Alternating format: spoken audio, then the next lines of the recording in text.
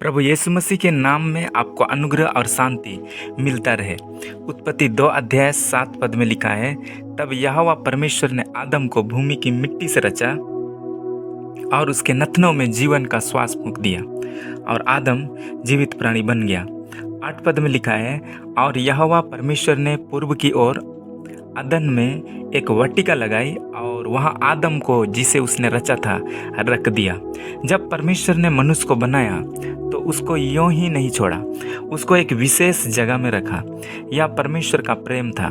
यद्यपि परमेश्वर ने 5 दिन तक सुंदर सृष्टि को बनाया, लेकिन यह मनुष्य के लिए काफ़ी नहीं था।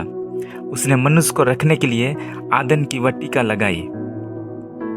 आदन का अर्थ है प्रसन्नता।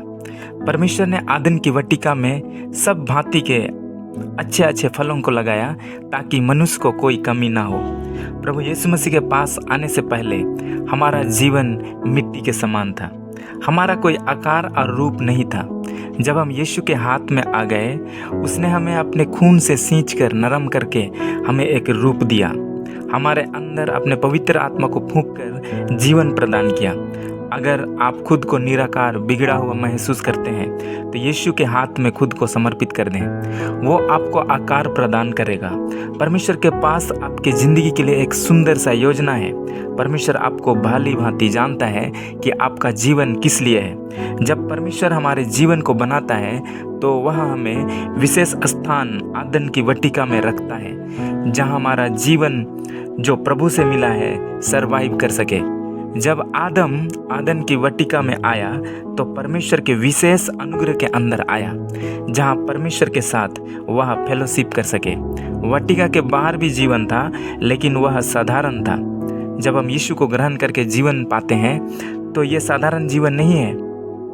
यीशु ने खुद कहा यूहन्ना 10 अध्याय 10 पद में, मैं इसलिए आया कि वे जीवन पाएं और बहुतायत से पाएं।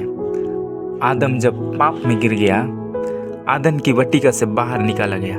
वो साधारण भूमि में आया जहाँ से वह बनाया गया था। वह उस आशीषमय स्वर्गीय जीवन को खो दिया जिस जगह पर परमेश्वर की उपस्थिति होती थी। आज से लगभग 2000 साल पहले जब यीशु मसीह इस धरती पर आए, परमेश्वर ने यीशु के द्वारा वह बहुतायत का जीवन हमें दिया है।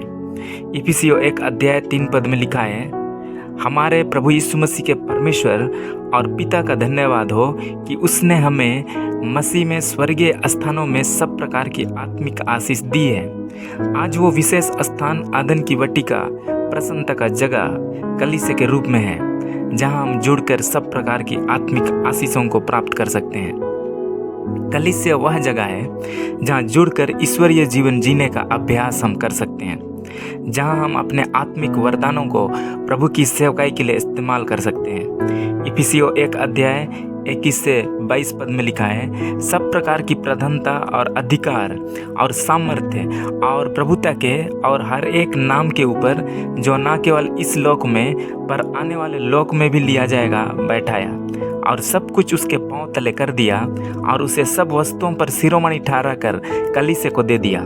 23 पद में लिखा है, यह उसकी देह है और उसी की परिपूर्णता है जो सब में सब कुछ पूर्ण करता है। मेरे प्रिय मित्र, यीशु मसीह इस धरती पर आया। वो हमारे पापों के लिए मर गया, गाड़ा गया और तीसरे दिन मृतकों में से जी उठा। परमेश्वर यीशु को सब चीज़ों के ऊपर शिरोमणि ठहरा दिया। यीशु कलीसिया का सिर है और कलीसिया यीशु की देह है। उसने कलीसिया में सारी आत्मिक आशीषों और अधिकारों को रखा है। आज्ञाकारी जीवन हमें परमेश्वर के विशेष अनुग्रह में बनाए रखता है। जब आदम आज्ञा का उल्लंघन किया, वह इस विशेष अनुग्रह को खो दिया।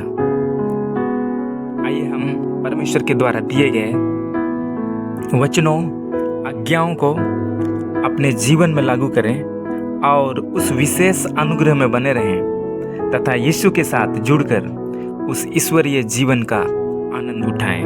प्रभु आपको बहुत से आशीष दे। आमीन।